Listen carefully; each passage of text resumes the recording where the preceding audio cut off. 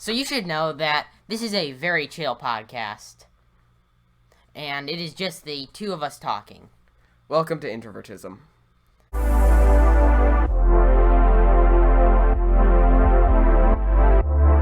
Anyway, so this podcast is I gotta give you a little disclaimer that this podcast is not about being an introvert. This podcast is just being recorded in our basements while we're being introverts. Two people sitting in a basement, just talking. So, as CGP Gray would put it, this is a two dudes talking podcast. Let's get into it. So, before we get into some of the more stuff that will be more typical of this podcast, I'd like to talk a little bit about how this podcast got started. Does that sound like a good idea? Go for it. So, it was actually only about maybe a week and a half ago. I texted you, right? Yep. And I said, hey, you want to do a podcast? And most of your ideas you end up sending to me, and I end up going, yeah, let's do it, and then we never do it. But this one, evidently, we went, you know what, we're actually going to do it. So, here we are making this podcast for you, the viewer. But just because we felt like it. Anyway, so the reason that this podcast is titled Introvertisim is that when I said want to do a podcast, you said, sure, what you want to be it about, right? As a joke, I just said Introvertisim. And as we discussed and further discussed what we'd be doing in the podcast, I said, okay, so what should we name it? And we both just texted at the exact same time, Introvertisim. Because it was we were both just joking around. It was such a, bad grammar, just non-existent word. And as a joke, it just kind of turned into an actual idea of... And yep, this is what it's titled now. It works now. Yep. So, we have briefly mentioned starting a podcast or a YouTube channel or something together before, but we've never really done anything about it. We're just like, oh yeah, that'd be cool. But, this time we really went for it, and it hasn't, I think it's only been 2 weeks or something maybe, and we're already recording the first episode. So pretty much the main premise of this is thoughts that we have, things that we enjoy, just general two dudes talking in a basement. Whatever we feel like talking at the moment. Typical two dudes talking in a basement.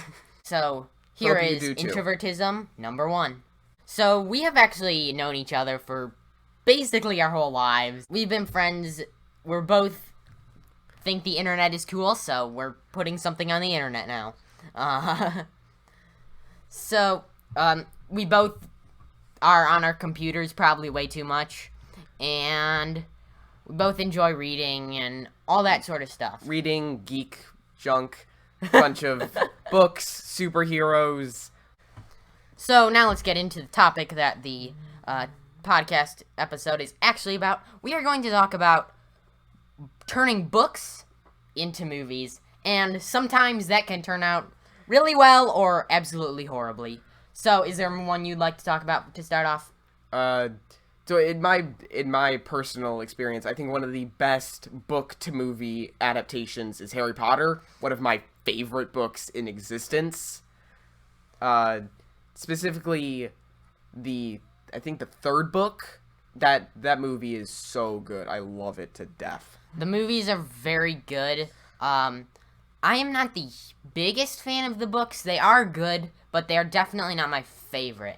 And I would agree that is a good example of a good book turned into a good movie. They did cut out a lot of important parts, but, I mean, those books are huge, so in order to cut them down into a 2-hour movie, you kind of have no choice. I do think it's kind of funny that we started with a good choice, considering that so many books are such garbage movie adaptations. I don't know. Neverending Story, that's also a really good one, which, not gonna lie, the book is really bad. If you've ever read Neverending Story, the second half of the book, I am not very partial to. It was a good movie, though. Good movie. Love the dragon. Don't remember his name. Here's one example of a good book turned into a absolutely horrible movie. Hitchhiker's Guide to the Galaxy. Haven't seen the movie. Don't intend to, because You've told me of its misdoings. It's so bad. Like, I totally will watch it. Like, if somebody will, like, I'll totally watch it. It's just so bad that it's kind of funny. Which I think is the point of the book, actually. There's so many, like, for example, in the very beginning of the book, there's a literal thing called a hoovaloo, which is a highly intelligent shade of blue. It's so dumb that it's funny. Yeah. That's the whole point of the book. And they stick fish in their ear to translate alien languages. Why not? It's just so, like, crazy stuff. But the movie was definitely not good. Didn't live up to the book. If you have read the book but haven't watched the movie, you can still totally watch the movie. I'm not saying don't watch the movie. It's definitely worth a watch just for your, just so you can say you have watched it. But it is definitely not a good movie. It is a lot of weird things. They did change a lot of things, and it's just overall kind of dumb. A book that I have watched the first movie to, I've read the rest of the series but haven't watched the other movies. I know you haven't read this book, and it gets a ton of hate from the Harry Potter community, is Twilight. Actually, a really good book, in my personal opinion. Whatever you think, go for it. I have never been interested in. I haven't read it. I haven't watched them. I'm not very interested either. And the movie is, I'm sorry to anybody who actually likes the movie, but it ruins so many plot points. I'm not going to say it, but if you have watched the movie, you know what I'm talking about. It's the kind of book that there's always, like, 16 sets of on the bookshelf at Goodwill, and that made me kind of like, oh, apparently people don't like it because they're all donating it. Ooh, you know what's a really... Okay, you ever watch the Maze Runner movies? I have seen parts of the first one, but I have not watched the Maze Runner movies. And I've also only read the first book. Ooh. That's someone that I've been wanting to get to If for you a haven't while. read the third book and you've watched the third movie, that's really... Because the third movie is so... It's so untrue to the book. The movie itself is good. It's... I would say compared to the book, the third Maze Runner movie does not hold up. I have not seen any of the Maze Runners. Here's one that I'd just like to briefly mention, but there's gonna be no discussion about this. Really, I don't think, is the newly released on Disney Plus Artemis Fowl movie.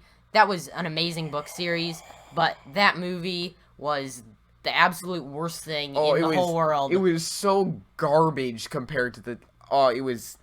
Like, the books are really good. The books are so good. Highly recommend the books, but the movie, like... It's not even worth watching. It is absolutely terrible. I do want to apologize for anybody who does enjoy these movies. Yeah. This has just turned into us dissing. Yes, we apologize to adaptations. We apologize to anybody who likes any of these. Which, your likes, go for it. Go for it. If you like it, we're not saying don't watch it. These are just purely our opinions. Pure opinion. Speaking of pure opinion, I think both of us can agree. The Percy Jackson movies... yes. Are absolutely terrible. I think, in my opinion, probably the worst movie adaptation that I've seen. I would have to think. I don't know. I'd say Artemis Fowl is worse. Really? I would say Artemis Fowl is a worse book to movie adaptation ratio. Spoilers ahead for Percy Jackson. What they did for, like, so many moments throughout the book. For example, just the CGI for Cyclopses in Sea of Monsters. The CGI for the dragon, for the pearls in the first book. That's not what made it a bad movie, and though, because, like... I love the actor, the dude who plays Percy Jackson. Logan Lerman? Mm-hmm. Amazing actor. Yeah, he's a good actor. It just did not... Everything didn't add up to be a good movie. The script that they gave him was eh. So, Percy Jackson turned into a movie. Great books. Amazing books. Totally make sure you read them. But movies are definitely not the best. Here's one a movie that I actually just watched. I had watched it before this, but that I just rewatched, I should say, is The Hunger Games. Great books, and I think great movies as well. Oh, really? I haven't watched The Hunger Games movies, because... I think... Here's why. Suzanne Collins was actually one of the writers for the screenplay. Oh, really? Yeah, and I didn't think know that's this. what made it a good movie, is that she was highly involved in the Well, making. that's the same with, like, the Harry Potter movies. Like, J.K. Rowling, oh, she was, like, the head. Because, like, they would make suggestions to her. They'd be like, oh, could we change this? I feel like it'd be good for the movie, and it would be so action-heavy. And she'd be like, no, that's not how they did it in the book. We're not changing it. I think that's a key, is that the movies that the author of the book is They involved need the in. input. Yes, I 100% agree. Like Percy Jackson, author not involved. Artemis Fowl, author not involved. Like, which they have to, the most involved they get is the movie, or who did, I don't know why I'm saying who did, it was Disney. They go to the author of Artemis Fowl, go, hey, can we do the movie? The author goes, yeah, and if the author doesn't go enough to at least bother with the movie, I feel like that's, not gonna lie, that's a little bit of a foul on the author's part of not keeping up with their investment on the book. No, because a lot of times the movie companies don't even ask the authors to be involved. They're just like, hey, we're making a movie of your book. Well, with, like, So I actually went to a book signing of Owen Colfer, the author of Artemis Fowl, a few months before the book, before the movie was released. Really? And he said, we got him to talk a little bit about the movie. He said, we got him to talk. It makes it sound like you, like, coaxed it out of him. we did not coax it out of him. It was just a question, and he answered and talked a little bit about it. He said, he directly said, I am not involved in this movie. He said, I'm not involved in this movie, but I think it'll be decent, which I'm sorry it wasn't. I'm sorry, dude. It was... You're a great author. I've read a ton of your other books, too. You're an amazing author. Love the Artemis Fowl series. Your other books are great, too. Do you know he actually wrote the 6th Hitchhiker's Guide to the Galaxy book? Haven't read it. He did. Wait, which one's the 6th one? It's called... Is it So Long and Thanks for the Fish? No, that's number 2. It's, I forget what it's called. 1 is the actual Hitchhiker's Guide to the Galaxy. So Long 2 and is Thanks for All the Fish. 3 is... Oh, it's a restaurant on the corner of the... No, that's not what it's called. No, that's 3 is a restaurant on the corner yeah. of the Universe or Galaxy, I can't remember. Yeah, which, I don't know. Spoilers for that book, too. Amazing, like, premise of that it's, like, a restaurant, like, what's it called? Restaurant that you can see I think it's the dawn of creation, or is it the end of creation? Can't remember. It's the end, it's where the whole universe is The whole universe is destroyed. Oh, it was a good book, but, not gonna lie, the first book was so funny, I laughed and laughed and laughed and laughed and laughed. But they slowly declined. I feel like and I think... I agree, they did slowly decline, but the 6th book, which Douglas Adams, the author of Hitchhiker's Guide to the Galaxy, passed away before he could write, and so the 6th book, which was written by Owen Colfer, that book actually was an improvement. It went back up. I thought that was a pretty decent book. It's called And Another Thing. Oh, okay, so then I haven't... Okay, because I bought the first book, but I loved the book so much that I bought the rest of the series in one giant book. Yeah, so that's how I have it. It's a giant book with all the first 5 books. But that's why I'm guessing I haven't read the 6th book. Yeah, because it doesn't come in any of the sets or anything. Yeah, because I'm guessing Also, a lot of people don't know about it. Have you ever read, what's it called? Ready Player One? I have not, and I really feel want to. I keep asking you to. Yeah, you always ask, and I really want to read it. But speaking of, you were saying how the author has to have input. For the Ready Player One, the author had full input, and he knew that the book was so good that the movie couldn't hold up. That's how much faith he had in his book, which I think is so true. It was such a good book. So what he did was he completely changed the movie. The movie was the same premise as the book, but it wasn't, like, so many of the main plot points were completely different plot points and storyline, so that there was you couldn't really complain about it because it was almost a completely different story. Yeah. It was almost, from my perspective, it was almost as if somebody written, like, a fan fiction off of the plot. Which, hey, good for him. I think that was a totally good choice of way of doing it. That was an awful, oh Jesus. Good choice of way of doing it. So another one that I like to say is the Divergent series. Okay, so I am just about to finish the third book. I'm reading that right now, and amazing series. More about the Divergent series. Just actually a couple days ago, I started watching the movies. So I just watched the first movie. That was an awesome movie. Not only an awesome book, but that also was an awesome movie. So that's a good example of great book turned into a great movie. So you were little like, you don't have to say if it spoils the book because now it sounds interesting. But you were saying something about factions and blah blah blah blah blah. It sounds like a Hunger Games-esque book. It is minus the death killing. It is definitely that genre. Yes, it is 100% that dystopian. Genre. Yes. Like, okay, so here a little fun fact is my top 3 favorite books/book series are the Legend series, the Hunger Games, and Divergent, which are all dystopian. All dystopian and all set in the future. Okay, well, you can't. How would you have a dystopian not set in the future? Book? Well, sometimes there's like alternate history, timelines, and blah blah blah. You get into time travel with books, and it gets very. It gets interesting, but also I remember when I was reading 2 different time travel books at the same time. Awful idea, because they both had 2 different methods of time travel. So like, I'd go to read one book and then I'd read the other book, and I'd be like, you can't do that, that messes with your time travel method. Oh wait, that's the other book. And just throughout the both books, I would like criticize the book for its way of time travel, but like that wasn't actually how it worked. So there is a lot of odd things that do get very confusing with the future timelines, past dystopian timelines, but that's it's a very specific genre, but future dystopian is the best genre of books. I used to love dystopian. My favorite genre was dystopian, and it still is one of my favorite genres. I really love fiction. I actually don't really like nonfiction.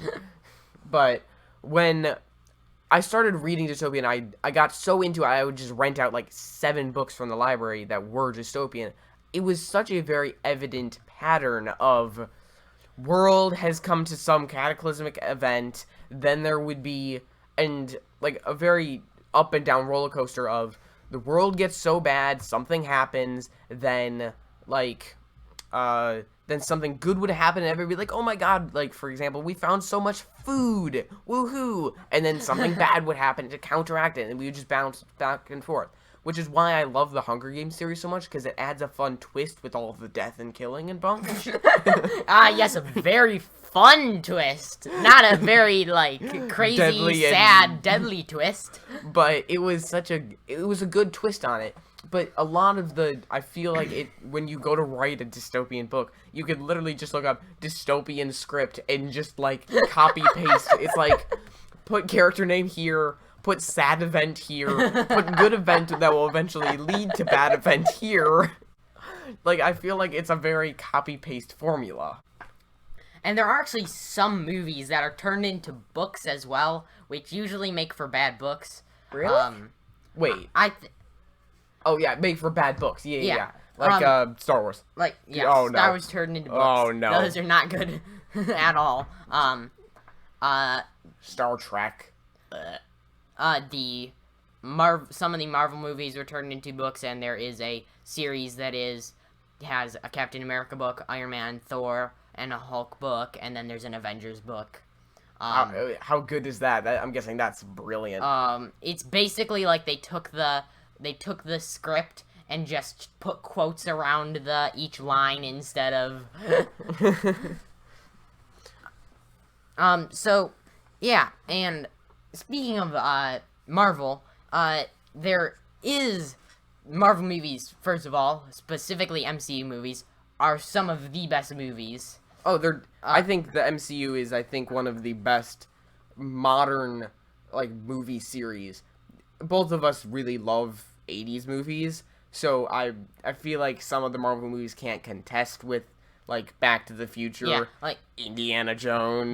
But like my top 3 favorite movie/movie series are Back to the Future, Indiana Jones, and I'm actually a very big fan of Pirates of the Caribbean, which like that one's a little bit newer. Pirates of the Caribbean is good, but I feel like after the 3rd movie, it starts to go downhill. Personally, I love the 2nd movie. It does. I do think they are all very good. I gotta draw that is the best line in all of movies, except for like every other movie ever. But I like how you put the accent on dirt too. Dad. Johnny Depp is an amazing actor. He's such a good actor. He is very good for that role. He fits that role perfectly. He fits it so good.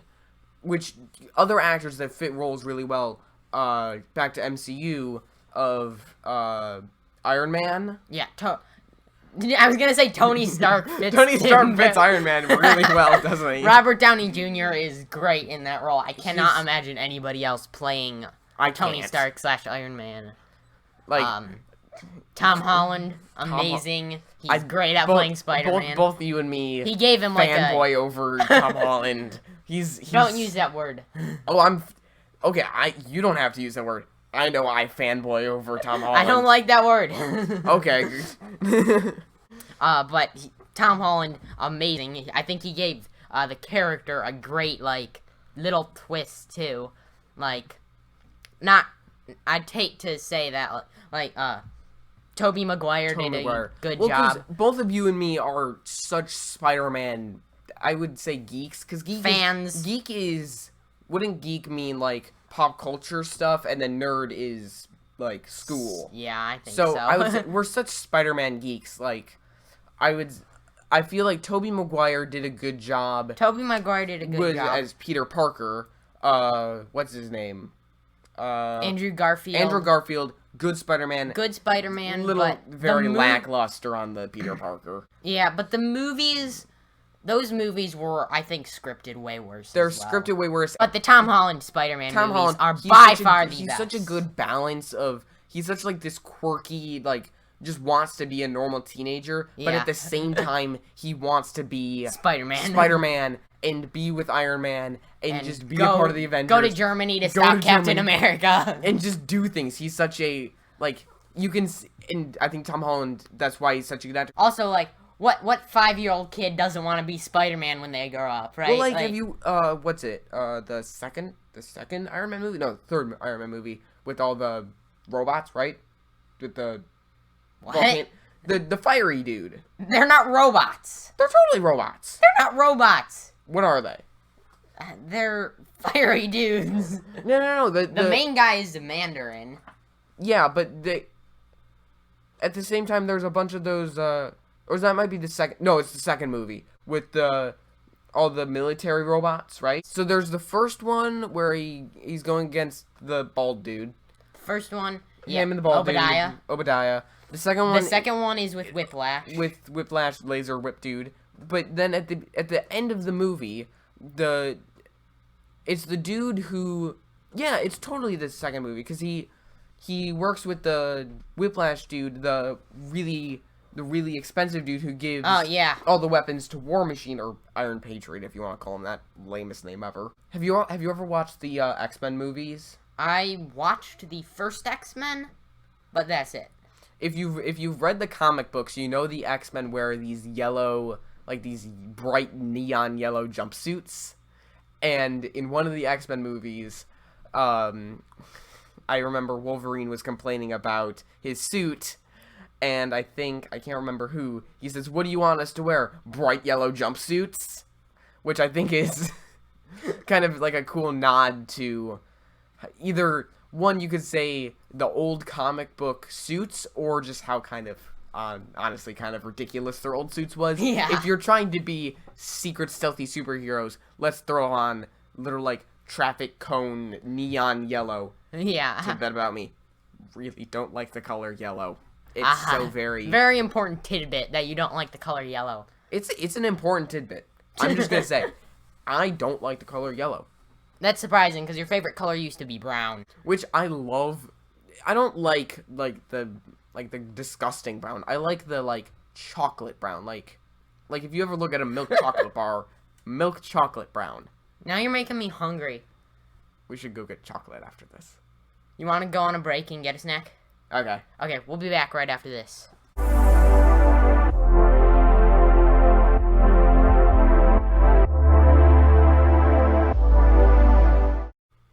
And we are back from our chocolate break. Because that's totally what we ate. No, we had a granola bar. Because that's totally the same thing. It's nowhere near as good, but hey, granola bars be granola bars. So I think we should start talking about, as I said before, our love for 80s movies. Yeah, so we have been talking about movies a lot, and we were talking about the MCU a lot and superheroes. I think we should kind of backtrack a bit, go back to some of the older movies that we like, as we mentioned, things like Back to the Future, Indiana Jones, stuff like that. So, okay.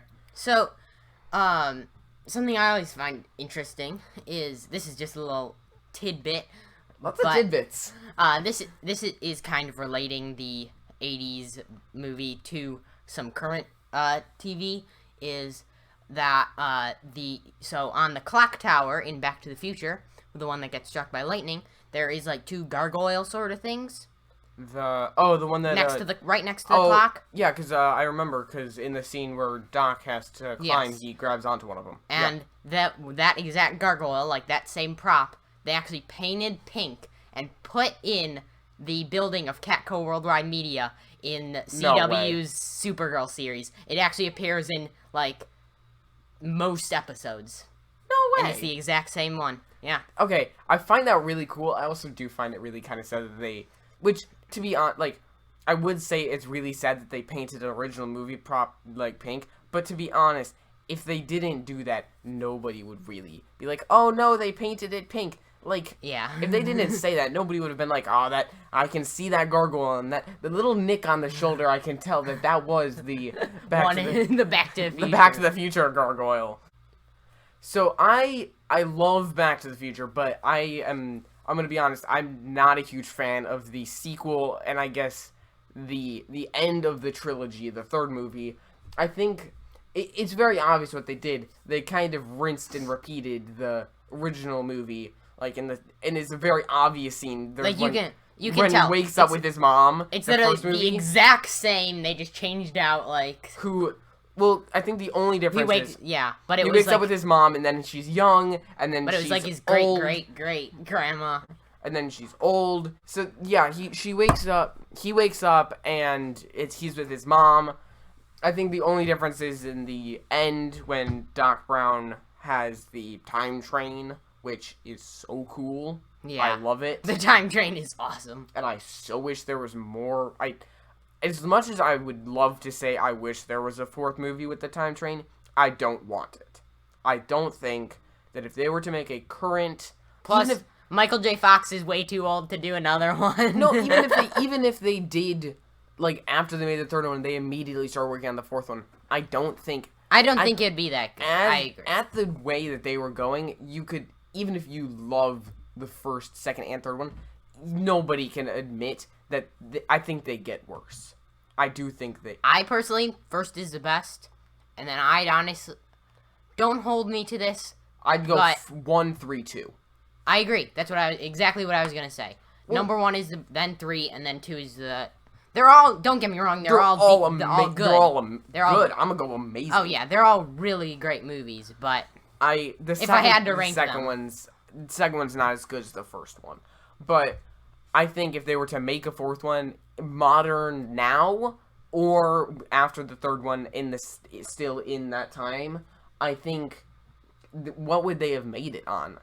Like, because they would have had to either, one, focus on Marty and Jennifer, and get rid of the time travel element. Which, it's called Back to the Future. You can't get rid of the time travel. Not Diaries of Marty.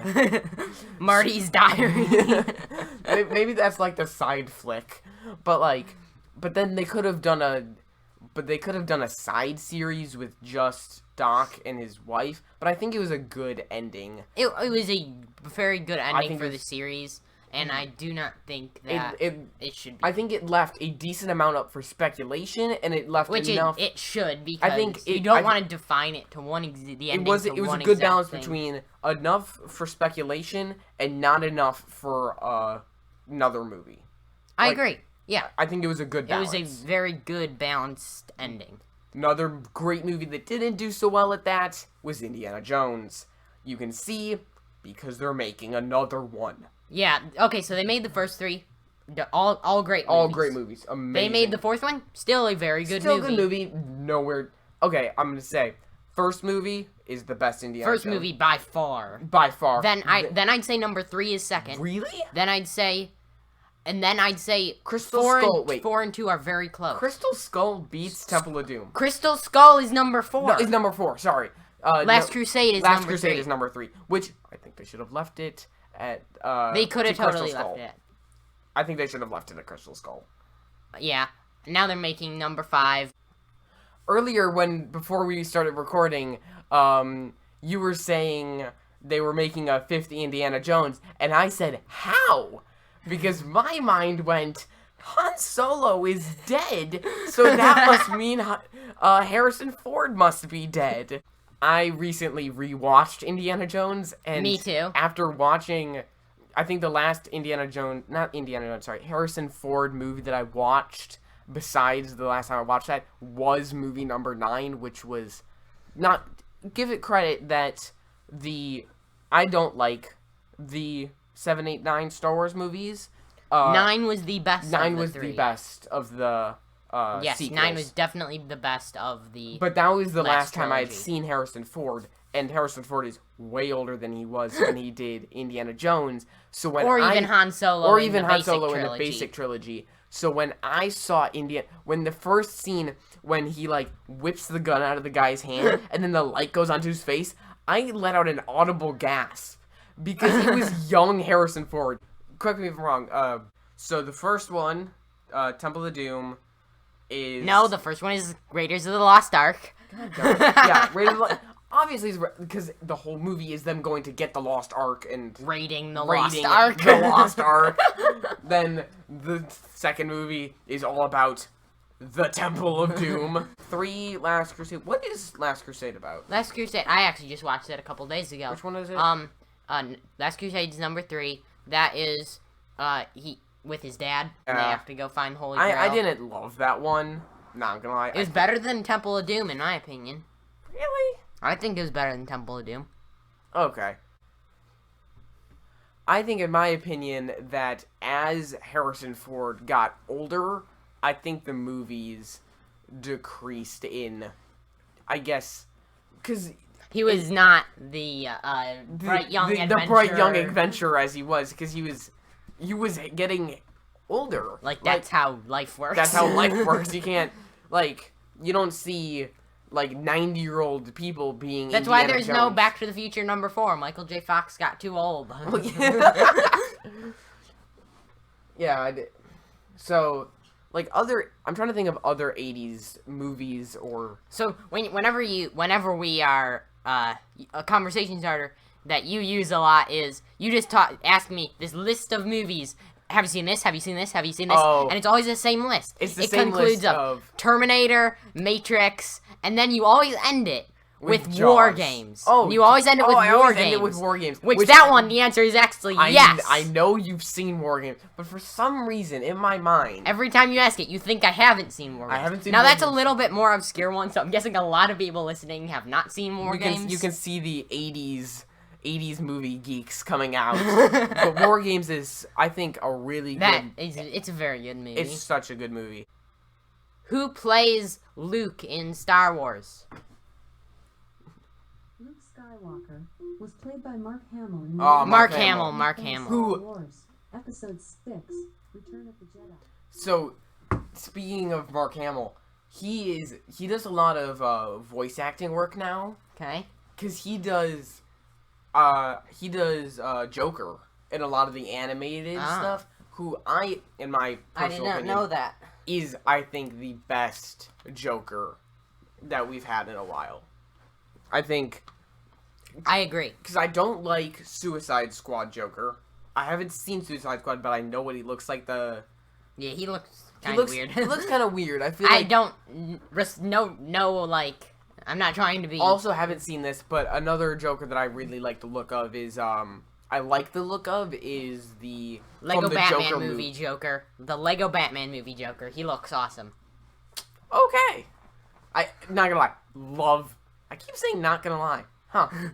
I love the Lego movies. Don't like the second one. I don't like the second The second one's not. Lego Batman, I think, is one of... Lego Batman is of its year, is actually a really good movie. It is. Lego Batman is actually a good And the opening song of the Let's Get Nuts song is actually awesome. And the beginning of the movie is so smart.